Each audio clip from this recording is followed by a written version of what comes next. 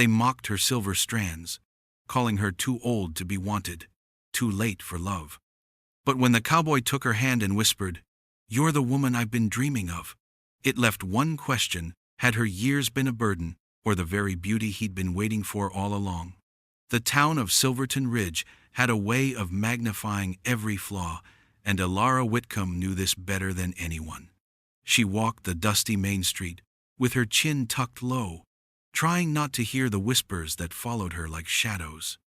"There goes the old maid," someone muttered near the mercantile porch. "She still thinks she's young enough to catch a man," another woman said with a snicker, eyes fixed on Elara's silver-threaded hair, glinting in the afternoon Sunday. Her hair, it was the thing they latched onto. Once a cascade of dark chestnut curls, it had begun to silver early, marking her as weathered long before her years. To the townsfolk, those strands weren't beauty, they were evidence that she had passed her prime, proof she was no longer someone worth desiring.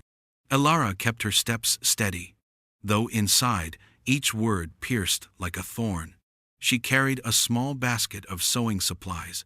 Her livelihood since her father's death, she made do, but barely. She had long ago accepted her solitude, or so she told herself. Yet the ache never truly left, not when she saw younger women courted with flowers, or when she overheard talk of weddings and children that would never be hers.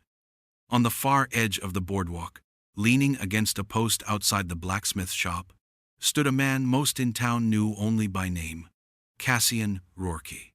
Broad-shouldered, with sun-browned skin, and eyes that missed little, he had the quiet air of a man who had lived more lives on the trail than most could dream of.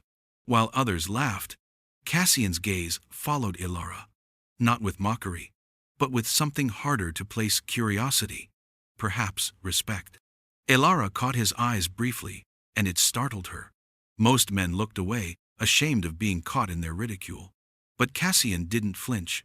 He simply tipped his hat in her direction. The small gesture sent a warmth through her chest she didn't want to acknowledge. By the time she reached her modest cabin on the edge of town, the sting of the whispers clung to her still. She set down her basket and stood at the mirror, brushing her silvering hair back from her face. "They're right," she whispered to the empty room. "Too old, too plain." But even as she said it, she remembered the way Cassian's eyes had held hers, steady as the horizon. For the first time in a long while, she wondered if maybe the town was wrong. Outside, the wind rattled through the dry grass, carrying the echo of laughter from Silverton Ridge. Elara pressed her palms against the worn wood of her table, steadying herself. She had survived this long. She could keep surviving. But survival was not the same as living. And somewhere in the quiet of the night, a voice deep inside her whispered that life, real life, wasn't finished with her yet. Before we move forward, tell me, have you ever felt underestimated because of something you couldn't change? Drop a comment, and let's talk about it. The next morning, Elara rose early, her body aching from another night spent tossing in restless thought. She swept her cabin, prepared her sewing, and tried to keep her mind fixed on the rhythm of stitches. Yet Cassian Roarke's steady eyes lingered in her memory, and no matter how she pushed them aside, they returned like a persistent tide. By mid-morning, she braved town again. Her supplies were running low, and survival didn't wait on bruised pride. The mercantile bell jingled as she stepped inside, and immediately, the air seemed to shift. Two young women stood by the bolts of cloth, whispering loud enough for all to hear. "Maybe she'll buy black thread for all her gray hairs." The other giggled behind her hand. Heat rose in Elara's cheeks, but she forced her shoulders square, pretending not to notice. She reached for a spool of twine when a voice cut through the whispers, calm, deep, and edged with quiet authority. "Ladies, I reckon there's enough fabric here for everyone. Best keep your eyes on your own sewing." The room fell still. Elara turned, and there he was, Cassian Roarke, standing by the counter with a small list in his calloused hand. He wasn't looking at the women, nor at the storekeep. His eyes were on her, steady as stone. Elara's throat tightened. No one defended her in Silverton Ridge. Not once. And yet this stranger, this cowboy, had done it as though it were the most natural thing in the world. The women bristled, muttered something about minding their own business, and swept out of the store. Cassian set his items on the counter, paid in cash, and tipped his hat at Elara before turning to leave. She found her voice just before he reached the door. "Why did you do that?" He paused, glancing back over his shoulder. "Because truth's truth, and you didn't deserve their tongues." Elara's lips parted, but no words came. He gave a faint nod, then stepped outside, the door creaking shut behind him. For a long moment she stood frozen, her heart pounding as if she'd run a mile. She gathered her supplies with trembling hands and left the store, half hoping to catch another glimpse of him. Sure enough, Cassian was by his horse, a sturdy chestnut gelding tethered to the hitching post. He was adjusting the saddle cinch when she found the courage to step closer. "Mr. Roarke," she began, her voice softer than she intended. He looked up, his eyes narrowing slightly as if gauging her tone. "Ma'am? I wanted to thank you." He shook his head. "Don't thank me. A man ought to speak when something's wrong. Too many don't." Elara swallowed, unsure how to respond.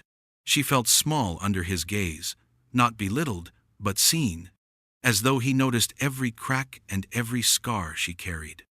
"Well," she managed at last, "I'll remember it." Cassian gave a slight smile, rare and fleeting. Good. Then it wasn't wasted. He mounted his horse with easy grace, tipped his hat once more, and rode down the street, leaving Elara with a strange warmth in her chest, one she hadn't felt in years. The days that followed were a blur of work. Elara bent over her sewing table from dawn until dusk, her fingers raw from thread and needle. Orders had piled high repairs for trousers, new hems for Sunday dresses, and though the work kept food on her table, it wore her thin. By the third evening, she struggled to lift the heavy bolt of cloth she'd purchased from the mercantile. It slipped from her arms on the boardwalk, sprawling across the planks. Laughter chimed from a passing couple as Elara bent to gather it, her face burning with shame. Then a pair of weathered hands reached down, steadying the fabric. "Let me," came the deep voice she now recognized instantly.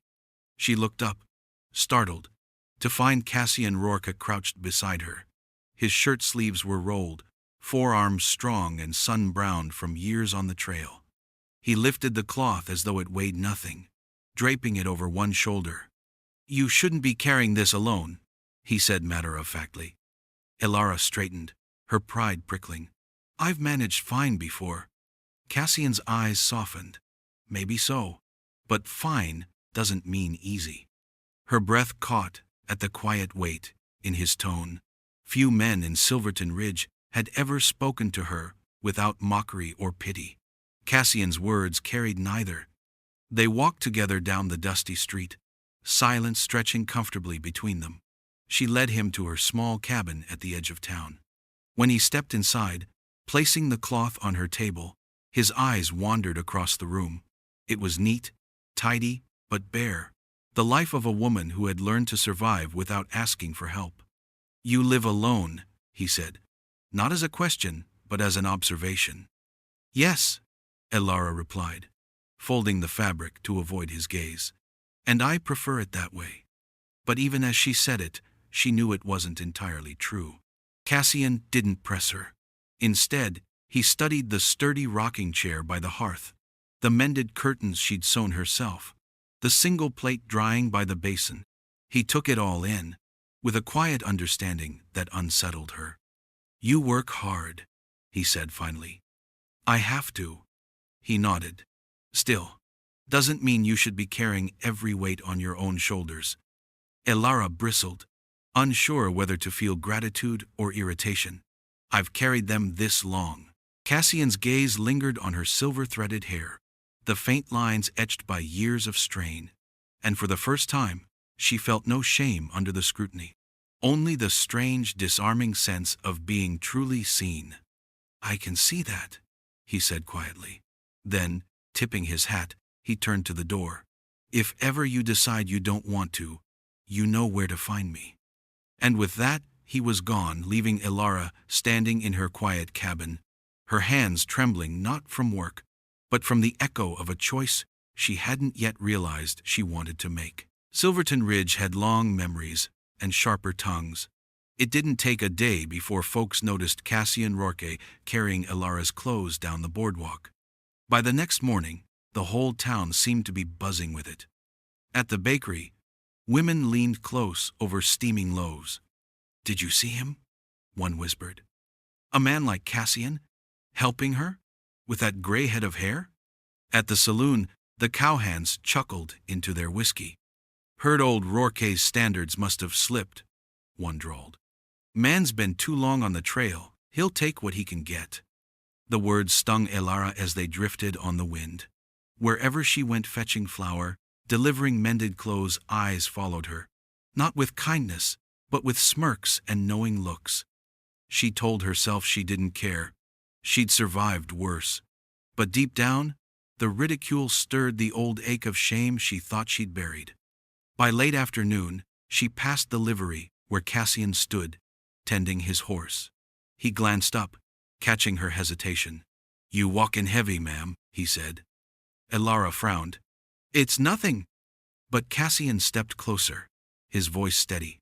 "Nothing leaves a mark on a person's face like that." She hesitated, then let the truth slip out, bitter and low. "They're talking. About you. About me." Cassian's eyes didn't waver. "Let them." Her laugh came sharp.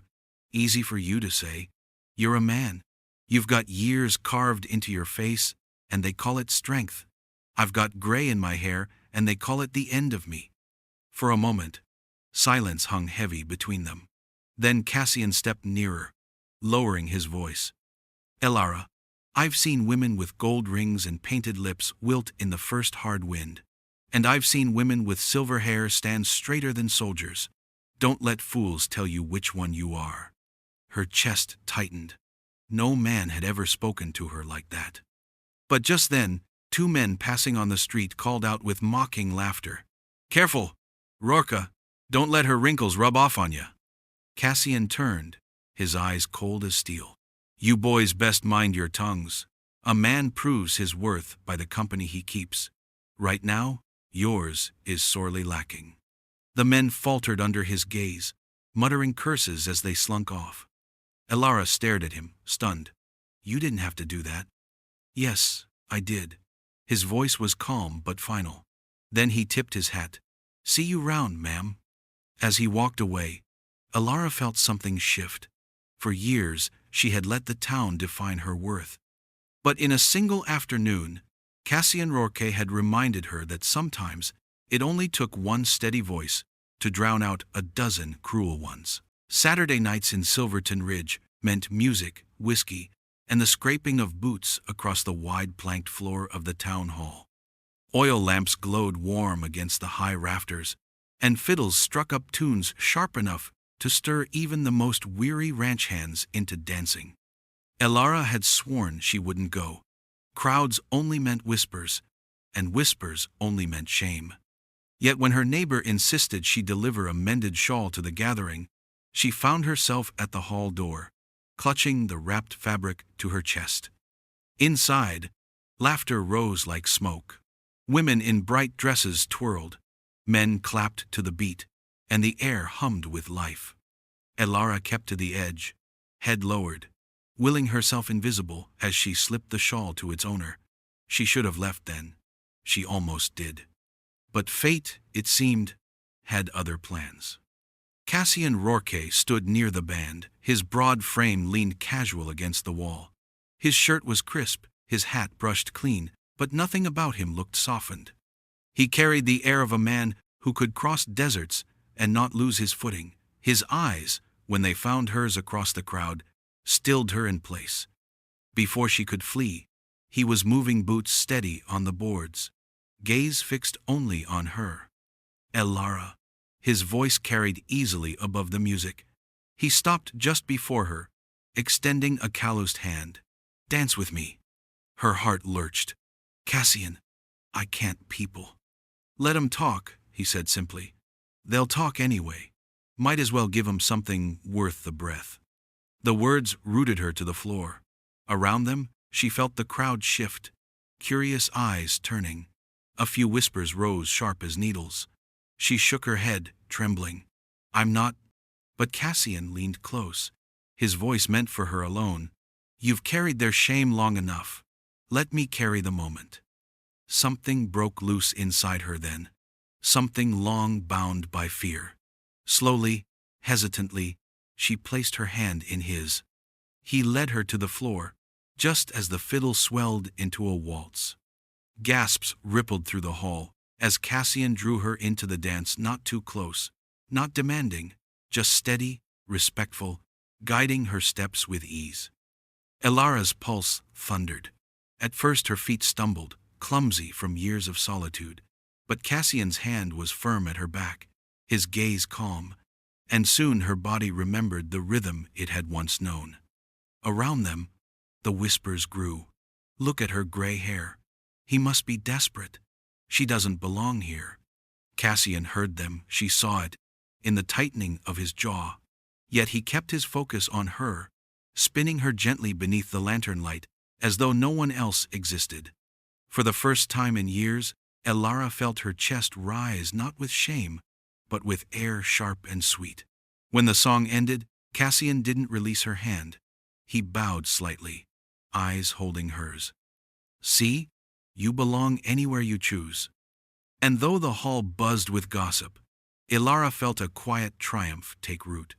The town had watched, and so had she, and neither could deny that in Cassian Roarke's arms, she was more than the woman they mocked. The night of the dance clung to Elara long after she returned home.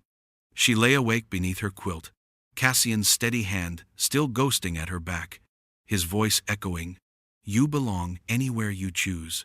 For the first time in years, she had felt more than survival. She had felt seen. 2 days later, she found him waiting outside her cabin. His horse grazed near the fence, and Cassian leaned against the post, as though he'd been there for hours, unbothered by the autumn wind. "You shouldn't be here," Elara said softly, though her heart betrayed her with a quickened beat. He tipped his hat. "Thought maybe you'd walk with me. Ain't far." Against her better judgment, she agreed. They followed the narrow trail that wound toward the ridge above town. The land stretched wide golden grass, bending under the sky, distant hills fading blue against the horizon. At first, silence walked with them. Then Cassian spoke, his voice low, not for the world but for her. "People think gray hair means the end of something. Truth is, it just means you've lived enough to have stories." Elara swallowed hard. "Stories most folks don't care to hear." "I'd like to hear one," Cassian said. She hesitated, the old shame rising like a tide. Yet something in his steady presence loosened her tongue. "I once had someone," she began. "We planned a life, a home, children. But one day he rode out, said I'd grown too serious, too worn for him. He wanted someone younger. Left me with nothing but silence." Her voice cracked, and she pressed a hand against her mouth, embarrassed. But Cassian didn't look away. He simply walked beside her, steady as the trail. "I let his leaving define me," she admitted bitterly. "Every whisper since, every cruel word, I believed it. That I was too old, too plain, too eed." "Stop." His voice cut gently but firmly through her confession. She glanced at him, startled. "Don't take their words like gospel," he said. "I've buried men stronger than me, and I've seen women twice your age still fight for their families with fire in their bones. Age ain't shame. It's proof you survived what others couldn't." For a long moment Elara couldn't speak. His words pressed against wounds she'd carried so long, she'd forgotten they could heal. "What about you?" she asked finally. "You talk like a man who's seen ghosts." Cassian's eyes darkened, fixed on the horizon. "I have, Lost my brother out on the trail. We were young, and thought we could outpace a storm. We were wrong. Ever since, I've carried his saddle as a reminder of what I failed to protect." Pain laced his voice, rough and honest. For the first time, Elara saw not just a strong cowboy, but a man marked by grief, scarred by memory. "I'm sorry," she whispered. He nodded once. "We all carry something. Yours shows in silver, mine in silence." They walked on, their burdens laid bare in the quiet between them, and though the weight remained, it felt somehow lighter shared, if only for a moment. By late autumn, Silverton Ridge was no stranger to sudden weather. The sky could turn in minutes, calm blue giving way to black clouds that rolled over the ridges like a warning. That evening, Elara sat by her sewing lamp, needle in hand, when the wind began to moan against the cabin walls. The flames sputtered, shadows stretching long across the floor. Then came the crack of thunder, sharp enough to rattle the window panes. She rushed to secure the shutters, but the storm rose faster than she could brace for it. The wind howled through every crack, rain seeping under the sill. Her roof, patched too many times with little means, groaned under the weight of the downpour.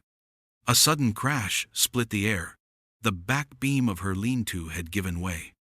Elara stumbled into the storm, skirts heavy with rain, trying to salvage what she could.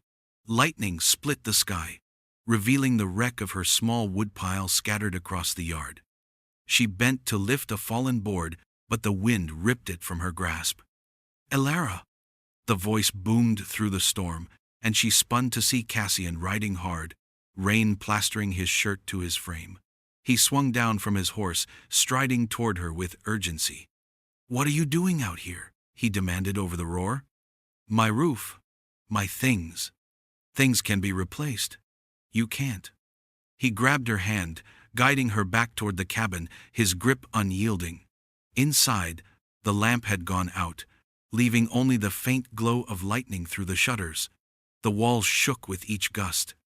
Cassian moved quickly, setting braces against the door, shoving her heavy table toward the rattling window. "This place'll hold," he said, his voice steady. "But you stay here. I'll check the roof."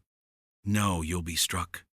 "Elara," his eyes locked on hers, firm as bedrock. "Trust me."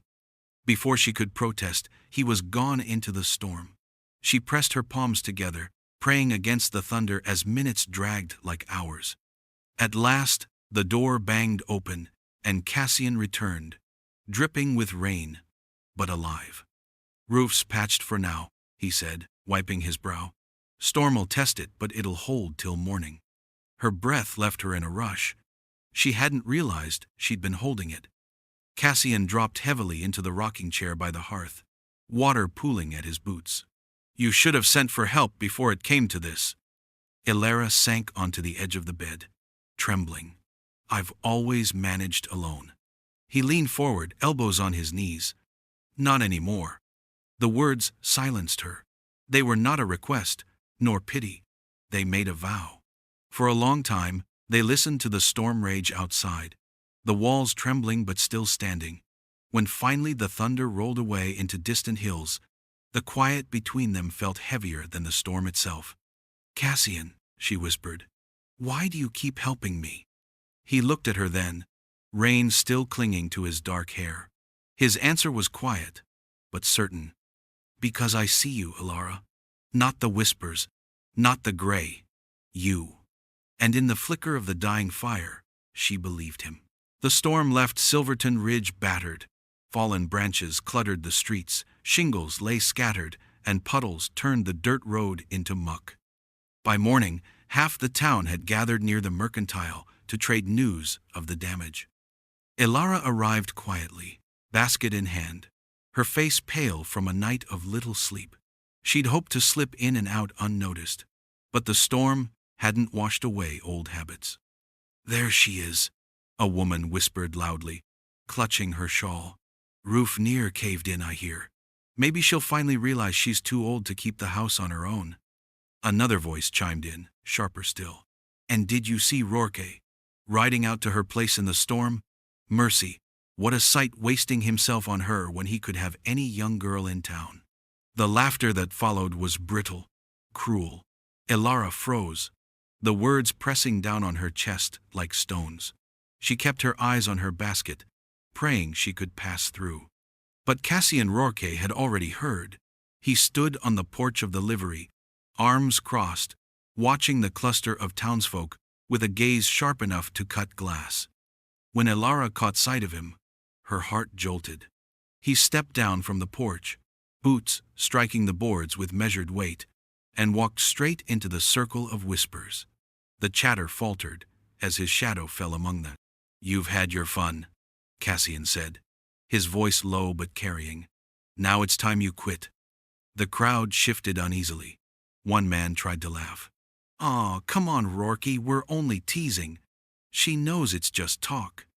Cassian's eyes burned cold. "Number, it's not just talk. It's poison, and you've been pouring it in her ears for years." The murmurs still. Elara's breath caught. "You want the truth?" Cassian went on, his voice firm, deliberate. He turned, meeting every pair of eyes fixed on him. "She's stronger than half the men in this town. A storm tore her house apart last night, and she stood through it. She's carried more weight alone than your gossip could bear in a lifetime." Silence blanketed the street. "And another thing," his jaw set, his hand resting lightly on his belt. "You mock her for her silver hair, but I'll tell you plain, she's the woman I've been dreaming of. And if any of you think less of me for saying so, you'll answer me." The words struck like a gunshot. Gasps rippled. No one laughed. Cassian stepped closer to Elara then, his eyes softening, as he looked at her, not at the crowd, not at the whispers, but at her. "I've got nothing to prove to them, only to you, and I'll prove it every day, if you'll let me." Her throat tightened, tears burning hot against her lashes. The crowd seemed to fade, their judgment powerless in the face of such a vow. For the first time in years, Elara didn't bow her head.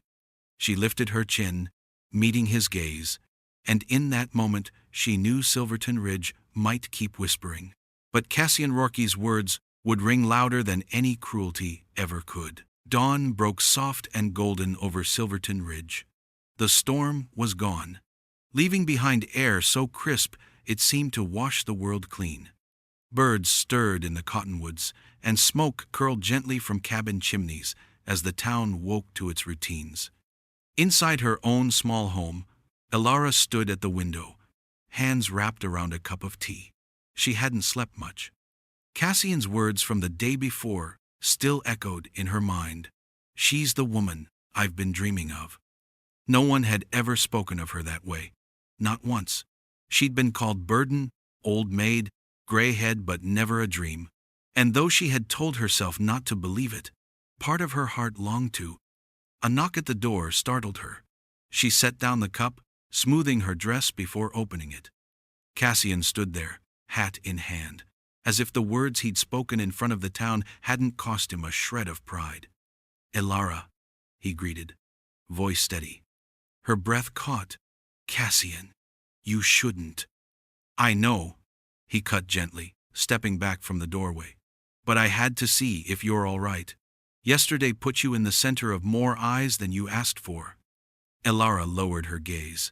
"They'll never stop talking."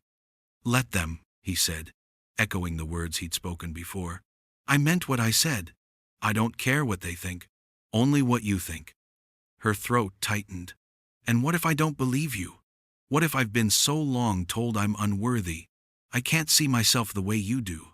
Cassian took a careful step closer, his eyes never leaving hers.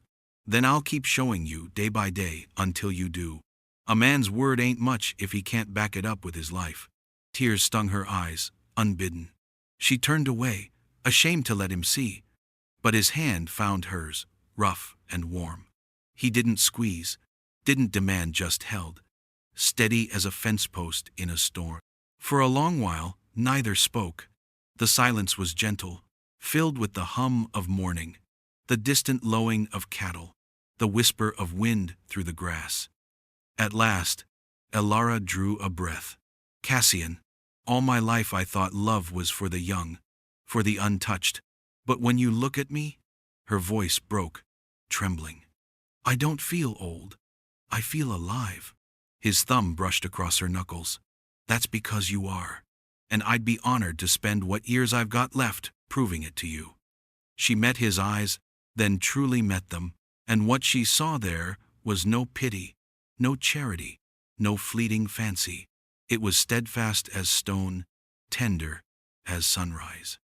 For the first time in years, Elara allowed herself to believe, not in the gossip of Silverton Ridge, but in the man standing before her, and in the quiet possibility that maybe, just maybe, she was worthy of being someone's dream after all.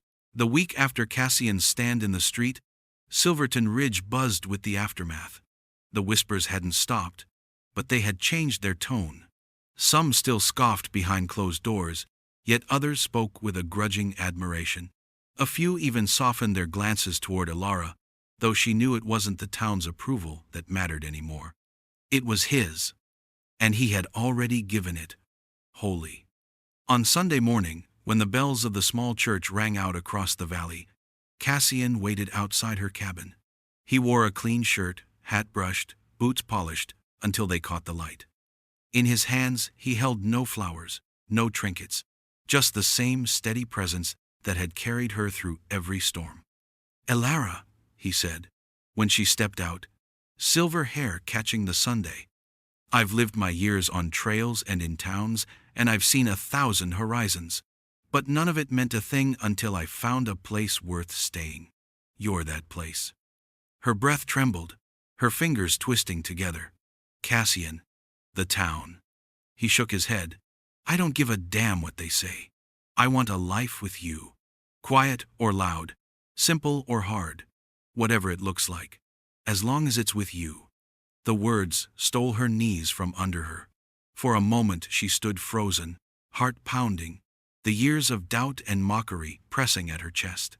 And then, like a dam breaking, they scattered.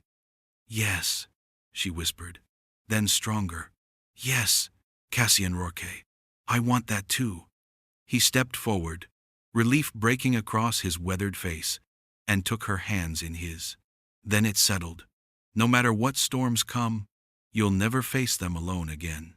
By the time they walked down the church path together, side by side, every eye in Silverton Ridge was on them. Some looked away in scorn, others nodded, quiet respect dawning. But Elara no longer bowed her head. She held it high, silver hair gleaming in the morning sun, Cassian's hand warm in hers. For the first time in her life, she wasn't surviving, she was living. And though the town might remember her for the gray in her hair, Cassian had spoken the truth aloud for all to hear. She was the woman he had been dreaming of. If you thought these were crazy, you won't want to miss what happens in this next video.